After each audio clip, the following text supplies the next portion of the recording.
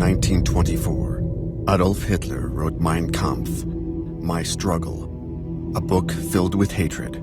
Its last passage is this fanatical cry: a state that refuses racial contamination will inevitably dominate the world.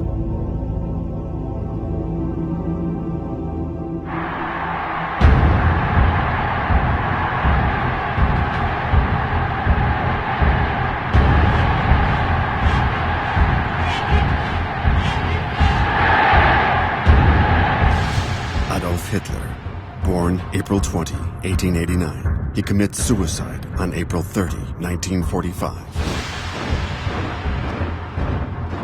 How did this Austrian who came out of nowhere succeed in conquering Germany? How did he sow the seeds of hatred and violence?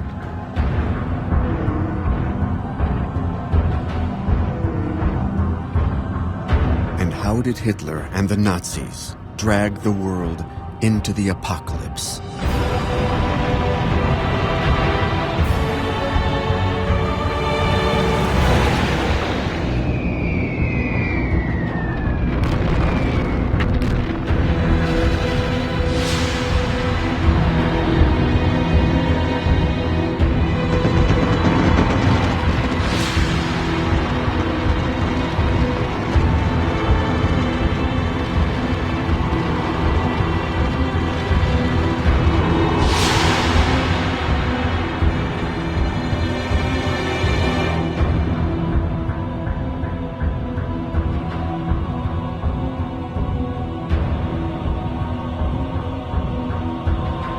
How was the Hitler phenomena possible?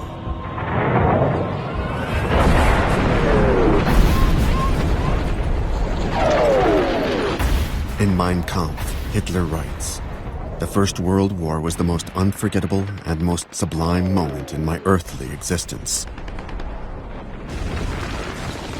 For 4 years, Corporal Hitler has been a courier, carrying messages for Bavaria's 16th Infantry Regiment. He runs from trench to trench, delivering the soldiers their orders. It's a dangerous assignment. He is decorated with the Iron Cross. He will always wear his Iron Cross underneath his Nazi Party insignia.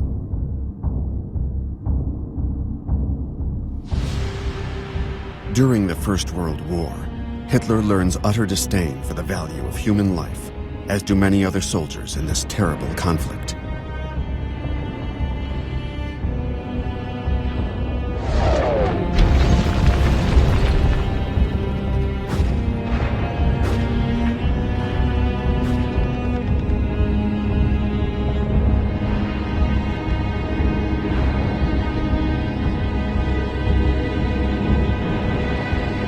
Hitler gradually becomes a fanatical nationalist.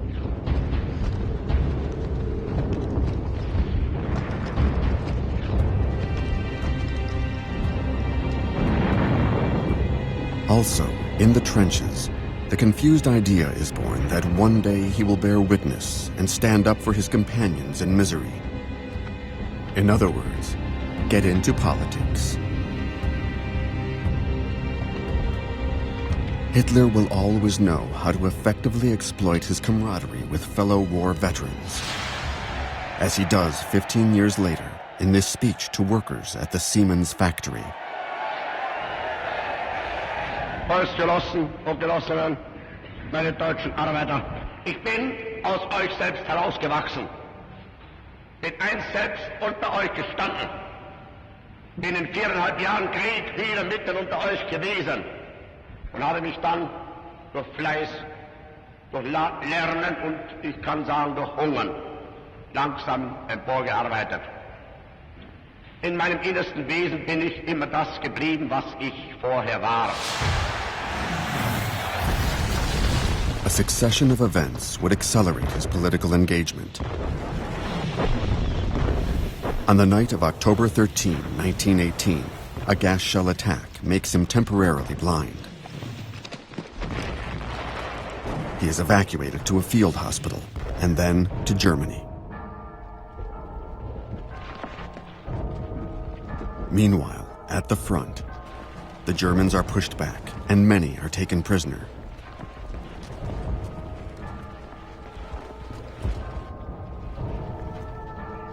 Hatred of the French is omnipresent, fueled by the victors' injurious acts.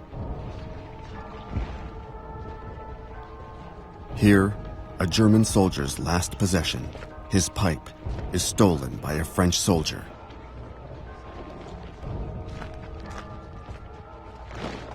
Prisoners, the soldiers of the Kaiser, German Emperor Wilhelm II, try to maintain their dignity as they're marched through the same French and Belgian villages they've laid waste to over the last 4 years. The rest of the German army begins its retreat in good military order with its weapons. These soldiers will keep the bitterness of a defeat that is portrayed by extreme right-wing propagandists as being caused by Germany's unpatriotic elements, those who negotiated with the enemy. At this moment, an event occurs in Hitler's life that he will always consider a turning point.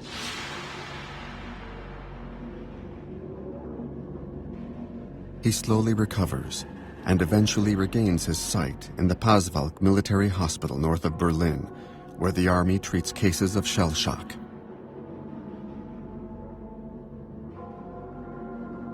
Hitler recounts that when he learned of the emperor's abdication, the end of the German monarchy in favor of a republic, and the armistice of November 11, 1918 that marked Germany's defeat, he heard an inner voice.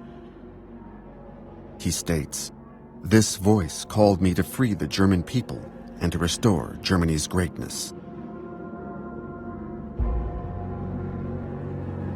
Hitler will never cease to exaggerate this event, transforming the hospital into a veritable temple dedicated to his miraculous mission.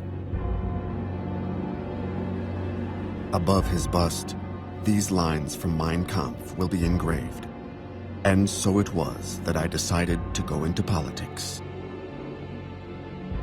To this hallucination, Hitler will add his obsession.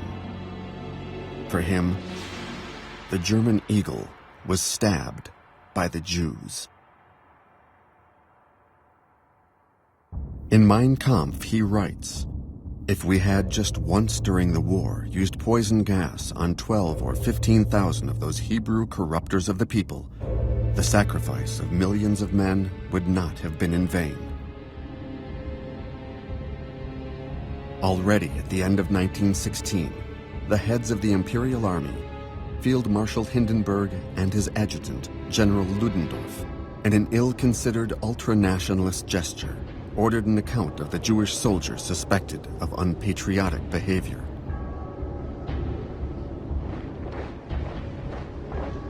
Anti-Semitism goes back centuries and knows no borders. Dogged by this destiny throughout history, the Jews, whether poor and living in ghettos or assimilated in bourgeois, periodically become scapegoats in times of crisis.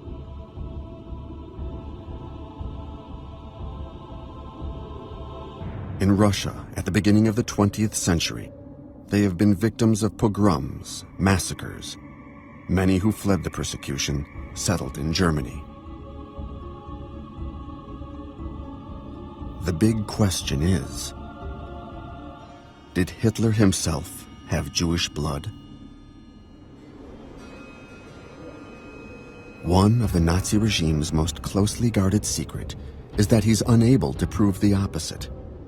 He doesn't know who one of his grandfathers was. The identity of his father's father is unknown. Hitler's grandmother eventually married a miller, Johann Hitler, who recognized the son, giving him his name.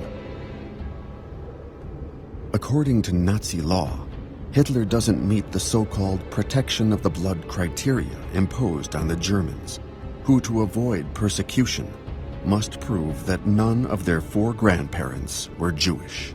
Hitler cannot prove that he isn't Jewish in Nazi terms.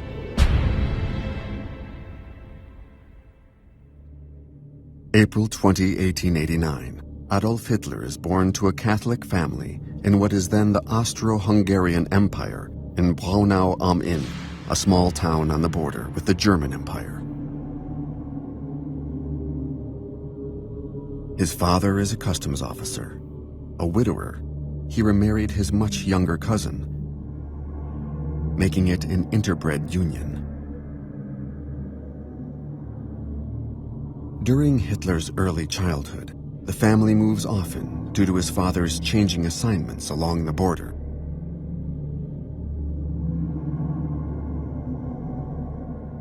A model student during primary school, at 8, he is an altar boy in this monastery. He sings and admires the priest's self-sacrifice and sense of mission. He notices a strange cross upon the monastery's pediment. It prefigures the swastika, which will become the Nazi emblem. Hitler will always remember the monastery's cross, as if it were a portent of his destiny.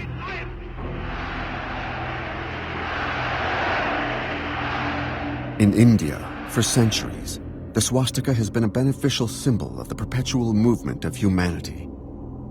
In the Nazis' deviant interpretation, it becomes the symbol of the Aryan race, a mythical pure race of tall, blue-eyed blondes, to which Hitler will add a helmet. And the mystique of a superior race. Unseren Augen, da muss der deutsche Junge der Zukunft schlank und rank sein, flink wie Windhunde, zäh wie Leder und hart wie Kruppstahl. Wir sind entschlossen, ein neues Geschlecht heranzuziehen. Growing up, Hitler doesn't correspond to this ideal. He is pampered by his mother. He will return to this Austrian landscape at important moments in his career, like this one, a few weeks before his invasion of Poland and his provocation of the Second World War.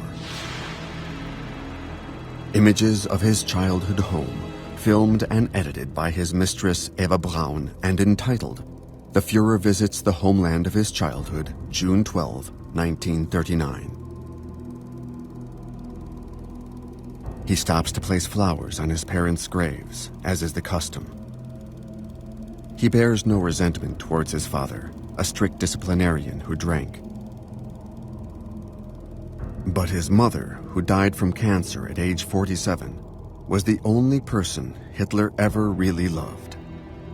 During all of the Führer's birthdays, she reigns over the presents, and in his bunker during his final moments, Hitler carries her portrait with him.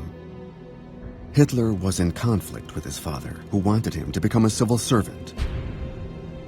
But Hitler will not go far in school, arrogantly considering himself above the education system.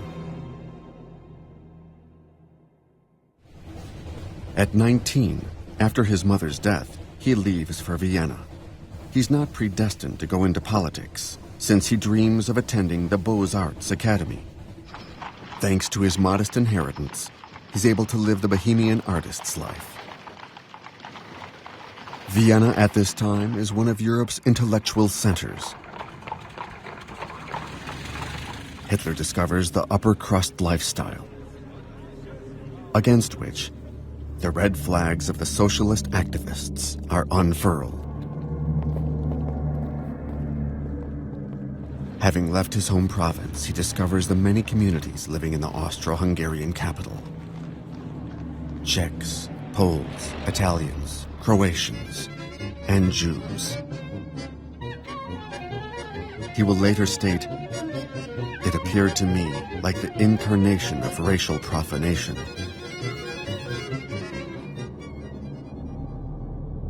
He makes a try at the Beaux-Arts entrance exam that he barely prepares for because despite all his ambition, he has little courage.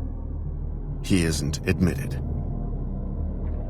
The period that follows is a difficult one. It's just before the Great War. He lives in a boarding house for men and survives by copying postcards for tourists. With the little money he earns, he attends the opera to hear Wagner, which, as a friend recounts, sends Hitler into a trance. Hitler, whose everyday life is mediocre at best, dreams of these heroes of Germanic legend. One of his favorite operas is Rienzi, in which a young warrior takes on the mission of saving his people.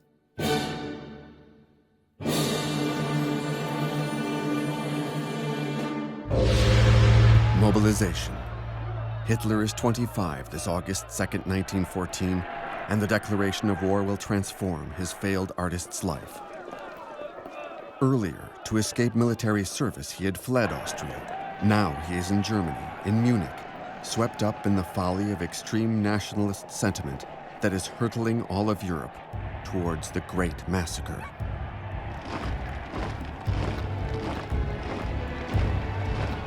Hitler has been identified in the midst of the crowd, enthusiastically welcoming the declaration of war.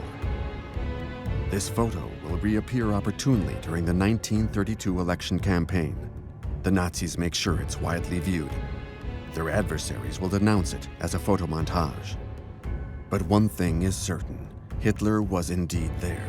He fought in the war, and the war transformed him.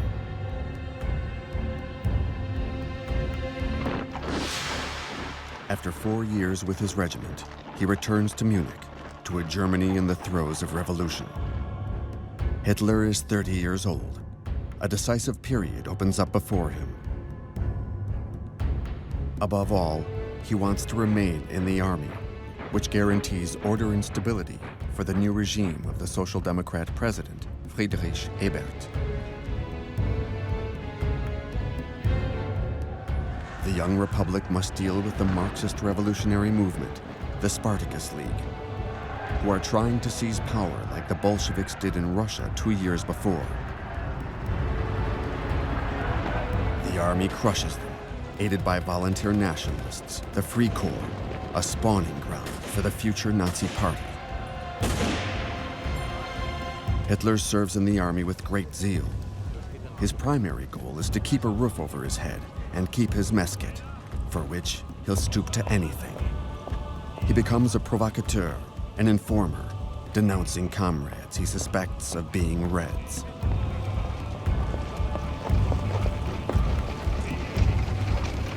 His superior officers, whose duties include controlling the population by combating communist ideas, take note of his anti-revolutionary fervor.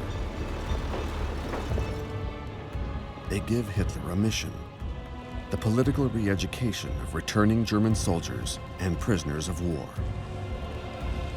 Hitler's commanding officer notes, he's a natural-born orator. His fanaticism and populism captivates listeners, forcing one to think as he does. Hitler says, at that moment, I understood that I knew how to speak. Next, he would learn to use theatrical effects and how to dominate his audience, as shown in this 1933 film of which we have kept the original soundtrack.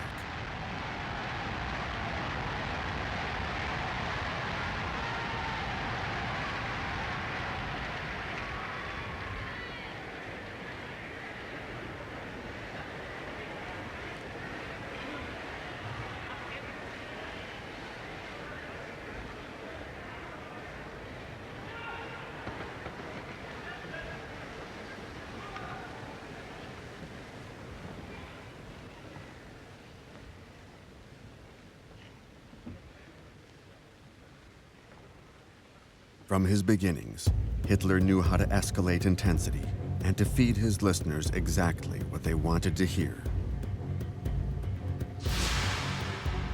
In 1919, he denounces the national shame of the Treaty of Versailles.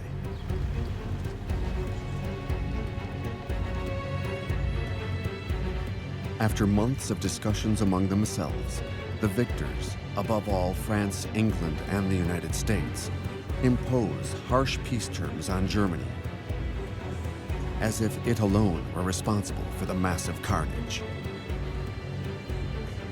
The Treaty of Versailles, signed on June 28, 1919, condemns Germany to pay enormous reparations, which will create a great burden on the economy and will become a central issue in Germany's popular grievances. Germany also sees 13% of its territories and 1/10 of its population amputated.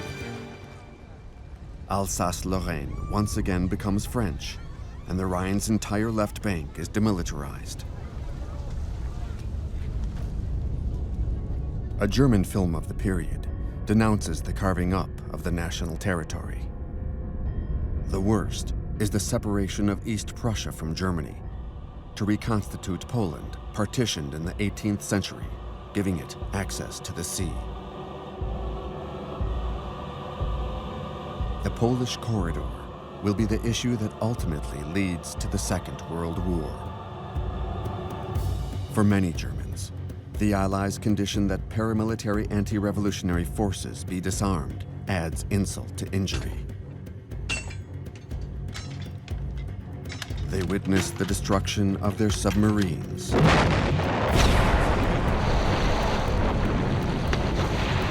their battleships,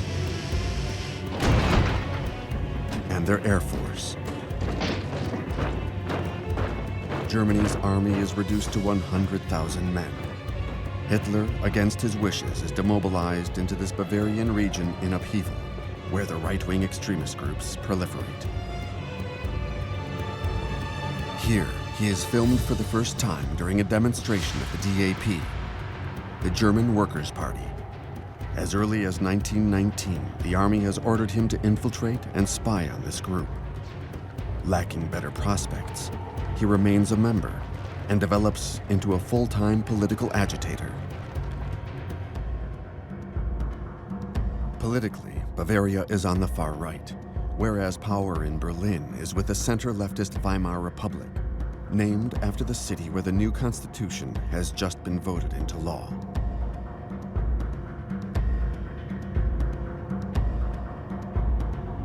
Hitler, transformed into a dyed-in-the-wool Bavarian, howls with the wolves against the November criminals, the signatories of the armistice and of the shameful Versailles Diktat. These sentiments are shared by the army, especially by the war veterans, who gather in Munich's large beer halls. One of these is the Burger Braukeller, where on August 13, 1920, Hitler makes his political debut with a lecture entitled, "Why Are We Anti-Semitic?" For Hitler, the answer is, beyond his visceral hatred for the Jews since the German defeat, that anti-Semitism is the best strategy for attracting nationalist militants. Hitler galvanizes the radicals of his small right-wing extremist group. They make him their leader and buy him a car, evidence of his importance. Hitler changes the party's name, associating the terms national and socialism. His goal is to create a wider appeal and to show his anti-capitalist stance. The DAP will now be the NSDAP, the National Socialist German Workers' Party, the abbreviated form of which is Nazi. In his small headquarters in a Munich beer hall, he draws his party's emblem.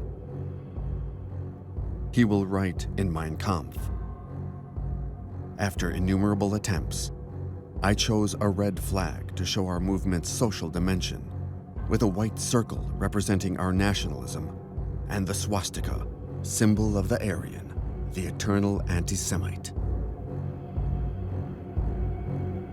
To protect their meetings, he creates the SA Stormtroopers, his assault unit, a small militia whose uniforms he obtains from a stock of the former Austro-Hungarian customs office. His radicalism increases the party's membership from 2,000 to 20,000, multiplying by 10 in 1 year. He succeeds thanks to the help of a racist sect, the Thule Society, named for a legendary Nordic kingdom.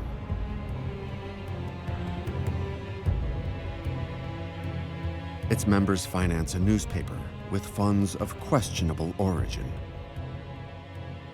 This publication becomes the official Nazi Party newspaper under a new title, Völkischer Beobachter, the Racist People's Observer. Its editor, Alfred Rosenberg, is a member of the Tool Society and acts as the theoretician of anti-Semitism. Confused, if not to say deranged, he'll be an important inspirer of the Shoah. Another former member of the Tool Society during his student days is Rudolf Hess. He'll become Hitler's secretary and one of his most servile and fanatical accomplices.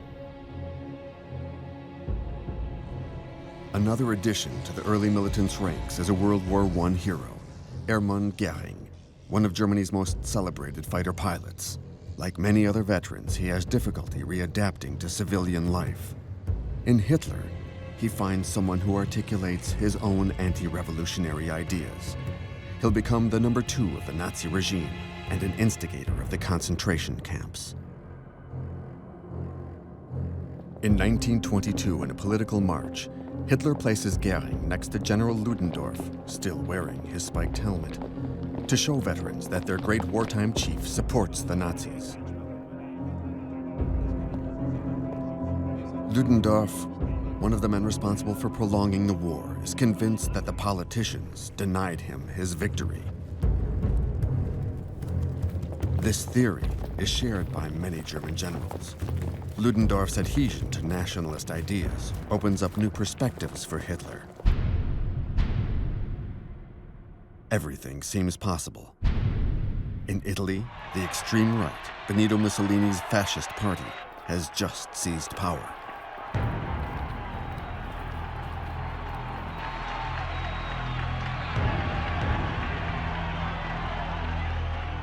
Will the German Mussolini be Hitler? 1923 will be the decisive year.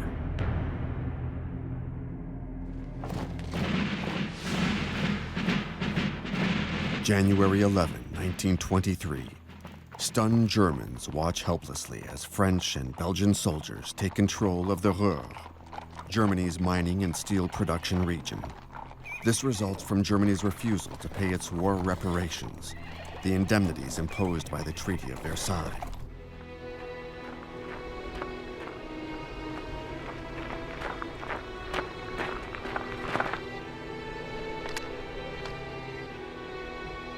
The French and Belgians are taking payment directly in the form of coal. Consequently, the German government orders passive resistance, a miners' and rail workers' strike. The French will simply replace the strikers.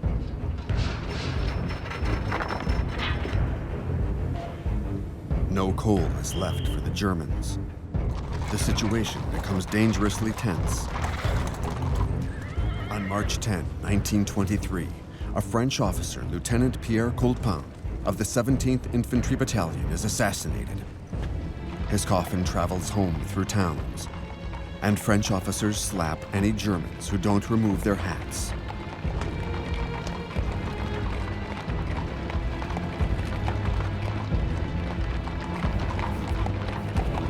Indelible images, captured forever, will be profitably exploited by the Nazis, such as the 13 Krupp factory workers killed by the French on March 31st, and the execution of saboteur Albert Schlageter. The Nazis' newspaper depicts him as a martyr. In addition, it accuses African soldiers in the French army of having raped German girls. Once in power, Hitler has the offspring of these unions sterilized and will take further cruel revenge in 1940.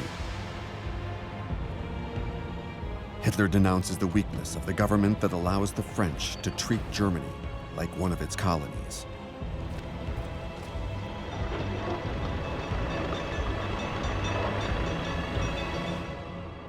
Germans are cold. Germans are hungry.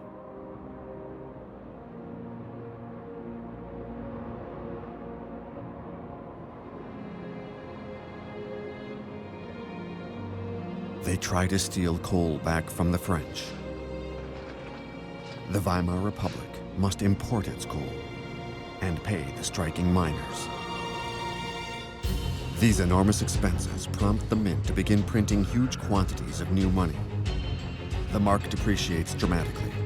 One day, Germans are paying 1 billion marks for a kilo of potatoes, and the next day, 460 billion for a loaf of bread.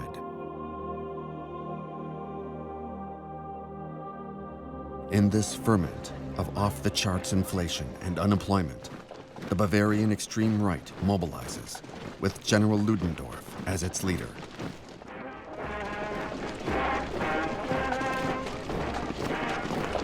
Thanks to Ludendorff, Hitler manages to unite all the veterans groups embittered by the defeat. He wants to attempt a putsch, a coup d'etat, to march on Munich and then Berlin.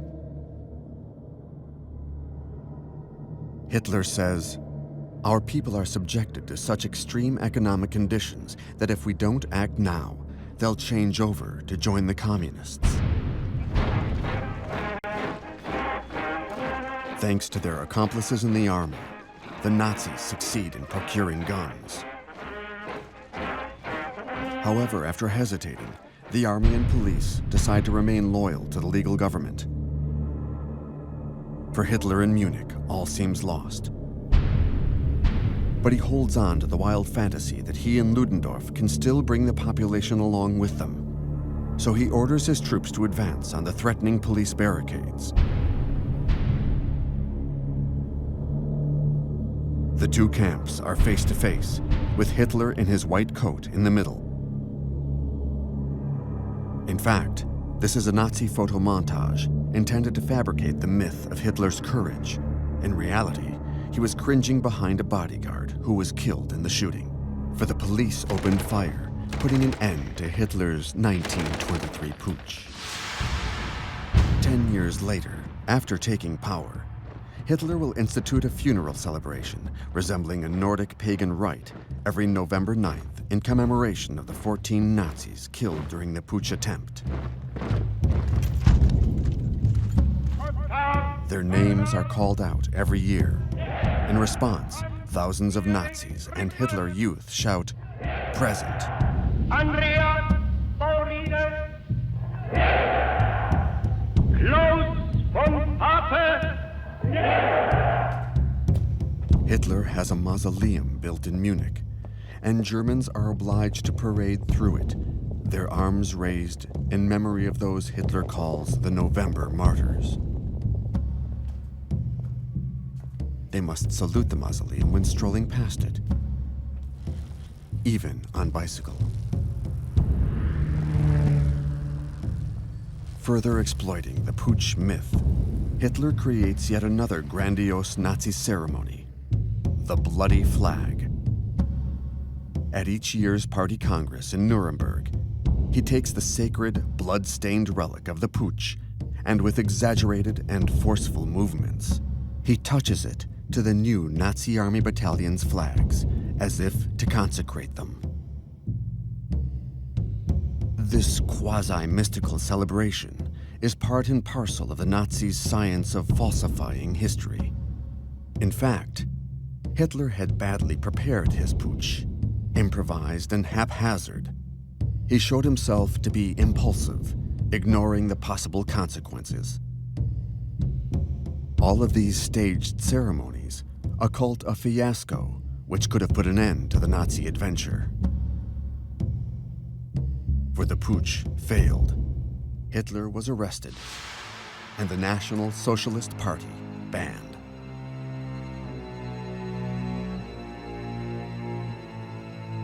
The great Austrian author Stefan Zweig wrote, "Thus, in that year of 1923, the swastikas and stormtroopers vanished, and Hitler's name sunk into oblivion again."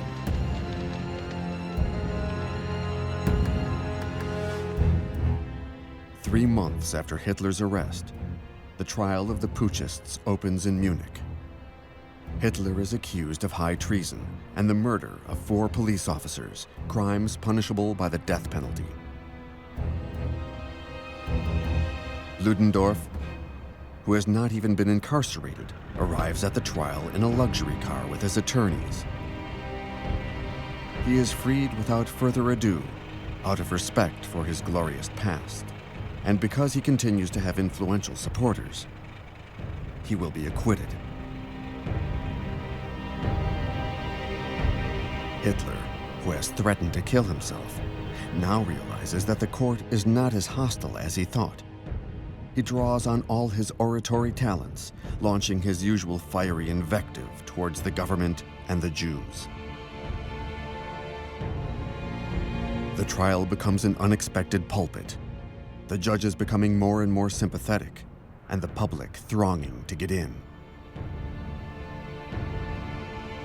As a result, the verdict is much less severe than Hitler feared. He's condemned to 5 years in a relatively comfortable cell, with a view of the countryside.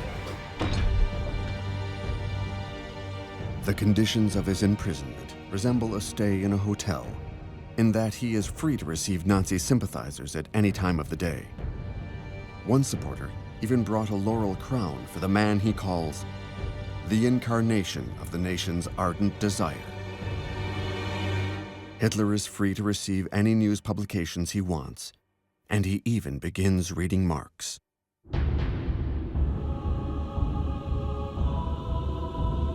Rudolf Hess, condemned to 15 months for his role in the putsch, has the neighboring cell and joins the small group who essentially discuss infighting between the right-wing parties, who are tearing each other apart. Hitler's return is becoming a necessity. His accomplices on the outside devise a strategy to have his release brought forward. Hitler realizes he'll soon be freed, and he feels the need to expound his singular view of life and his political principles. He dictates his book to Rudolf Hess, who types it on a machine provided by a banker, and on paper brought by Winifred Wagner, the daughter-in-law of Hitler's idolized composer. Like Wagner, Winifred is a racist and deeply admires her good friend Adolf.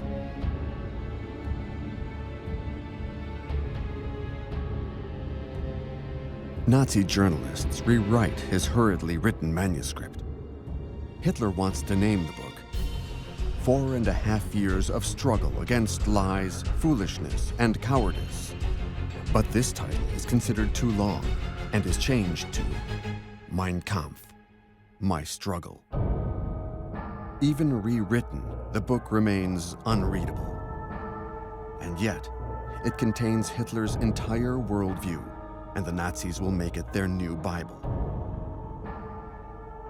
Transcribed like the Holy Scriptures, and bound like the great medieval manuscripts. Hitler rants about the struggle of the master race, the tall, blonde, Aryan Germanic race, the necessary conquest of its living space, the eradication of communism, and the crushing of France and the Jews, who, in Hitler's eyes, do not even belong to the human species. At the time, many readers judged the book to be errant madness, a fatal error. On the contrary, it should have been read carefully and taken seriously, for it's at the root of the deaths of 50 million human beings. Hitler is released from prison on December 20th, 1924, for good behavior. Now, he dreams he's a successor to the great founders of the German nation, such as Bismarck. He claims, "My time in prison brought me confidence, optimism, and a belief that nothing could ever shake me again." And yet, his journey through the political desert is only beginning. Mein Kampf is a failure, selling barely 20,000 copies.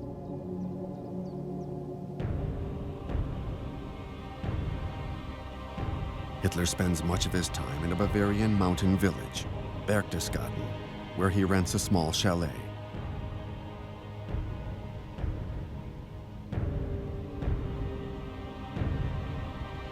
He meets a pretty 16-year-old waitress, Maria Reiter, and they have a brief affair. She wants to marry Hitler. He refuses, suggesting she be his shadow mistress. He'll ask the same of the other women he seduces, so that nothing can interfere with his mission. She leaves him. He writes the second volume of Mein Kampf. It deals mainly with his project of expanding Germany's living space into Russia.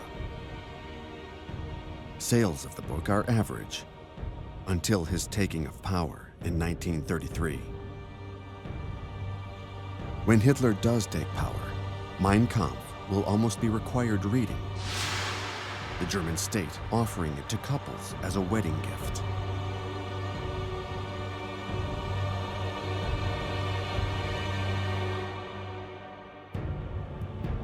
If it isn't on your bookshelf, you could be denounced by your hired help. It will be distributed by Krupp Steel executives to their meritorious workers. By hook or by crook, over 80 million copies of Mein Kampf will be sold, and it's translated into countless languages.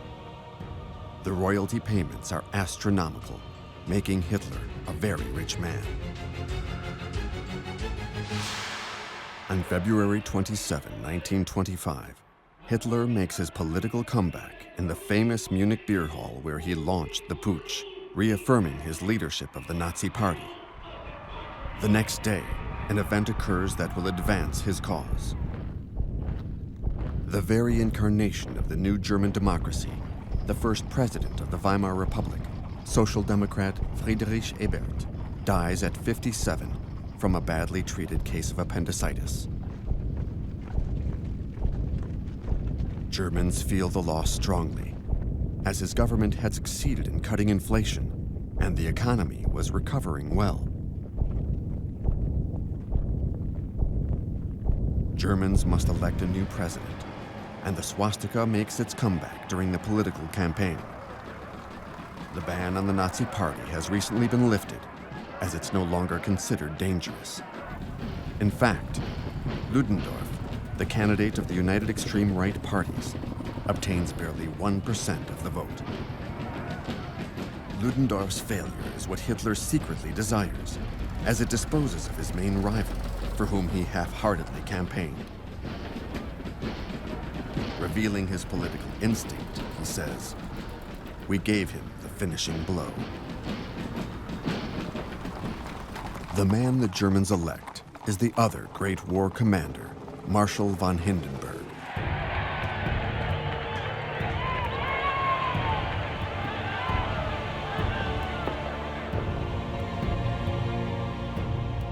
In 1870, as a young officer, he was present at the proclamation of the Second German Empire in Versailles' Hall of Mirrors. He reassures the army and unites the conservatives, which worries the left and the rest of Europe. Hitler will lie in wait. The Nazi Party succeeds in spreading its cancer throughout Germany, its membership reaching 170,000.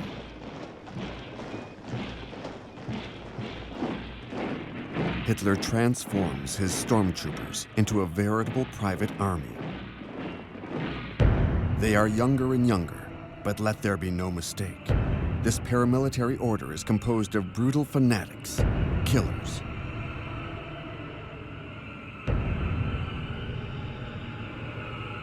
Their new uniform earns them the nickname, the Brown Shirts.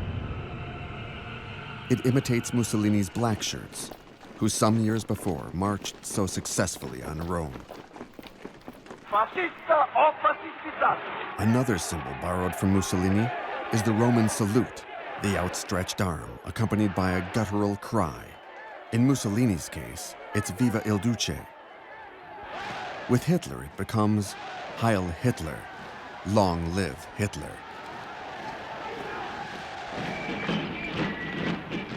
The SA uniform is created by a select team of German designers.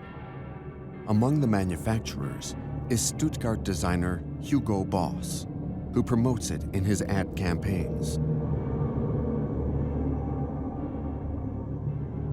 Hugo Boss, a Nazi Party member, will also produce the terrifying black uniforms of the SS, the Schutzstaffel, Hitler's new protection unit, as well as the Hitler Youth uniforms.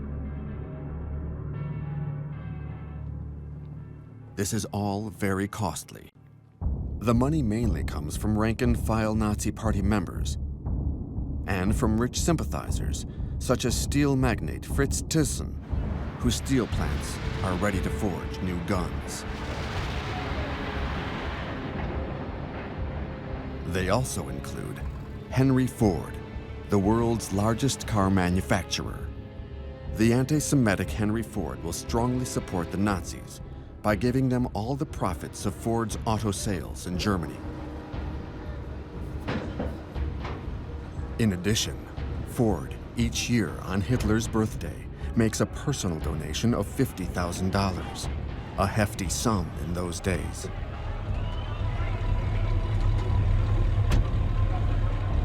Ford will be the first foreigner the Nazis decorate with the Order of the German Eagle.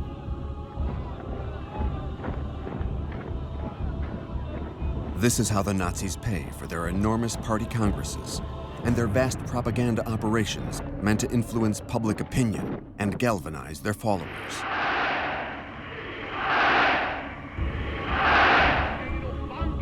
The Nazi banner proclaims, Deutschland erwache, Germany awaken.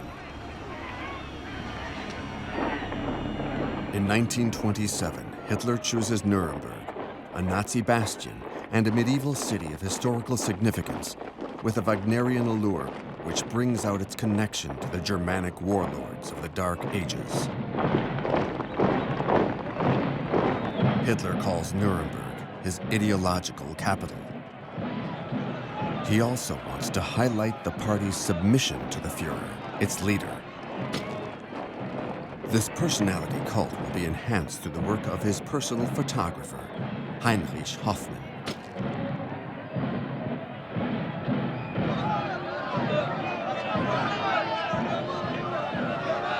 Always at the center of events, a Nazi from the start, a virtuoso of the Leica, he is always close to his master. Hoffmann takes a series of surprising photographs intended to show the great leader's personal side.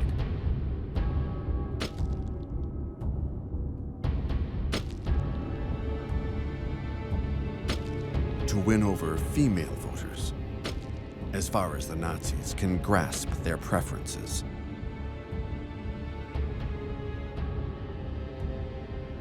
In Hoffmann's small Munich photography shop, Hitler, as always, inspired by Wagner and fascinated by opera singers' theatrical movements, studies a whole range of gestures conveying domination, which he will use in the first big Nazi rallies. Hitler states, "The masses are feminine and stupid. Only emotion and hatred can keep them under control."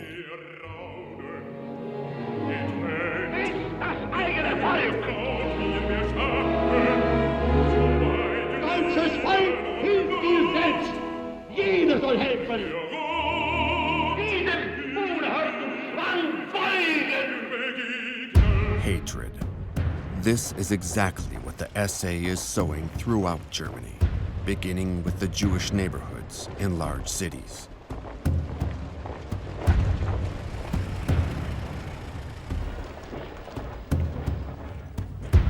In what is still a peaceful society, Stefan Zweig is a witness to the birth of violence. He writes,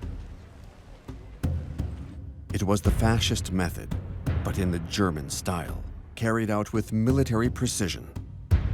At the blow of a whistle, the SA would leap from the trucks with lightning speed, beat people up with their billy clubs, and at the sound of another whistle blow, they would jump back into their trucks and race away as fast as they had come."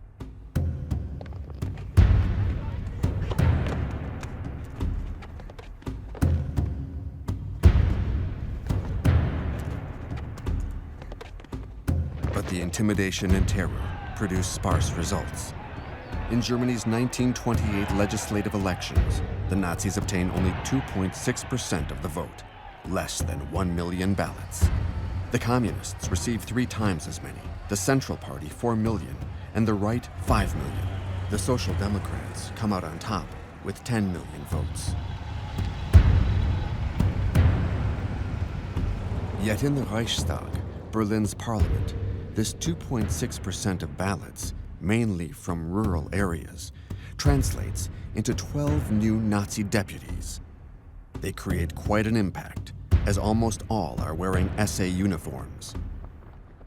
Among them, making his comeback, is Hermann Göring. Wounded in the lower stomach during the putsch, he's gained a lot of weight and become addicted to morphine. It is finally Joseph Goebbels' grand entrance into politics. He closely corresponds to a maxim formulated by Nietzsche in the previous century. Fanaticism is the only form of willpower to which the weak and irresolute can rise. Goebbels is hardly the tall, blonde Aryan type. He's short, limps, and has suffered from an inferiority complex since childhood due to his clubfoot. However, his diabolical cunning compensates for this handicap. He's a rebel against society who flirted with Marxism until the decisive meeting of his life with Adolf Hitler. Goebbels then saw the light. By refusing to publish his manuscripts, the Jews have prevented him from becoming a great writer, and the communists are responsible for the chaos in society. He states, "We enter the Reichstag like wolves into the sheep pen." But it's impossible at this moment for either the public or the deputies to grasp the significance of his statement. The general public's view of the Nazis is expressed in the newspaper, the Frankfurter Zeitung. Hitler has no coherent ideas or thoughts. Hitler is a dangerous madman. He's arrived at this point by following the wartime ideology to the letter, interpreting it in a primitive way, as if we lived in the times of the barbarian invasions at the fall of the Roman Empire.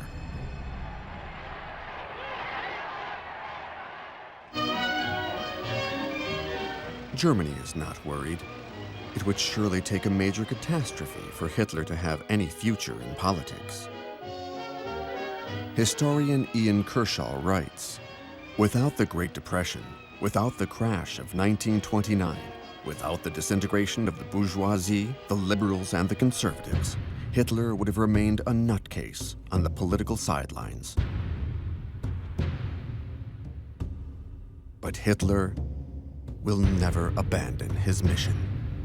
Wir haben ein Ziel uns gewählt und vertreten es von nachher von euch selbst bloß bis ins Grab hinein.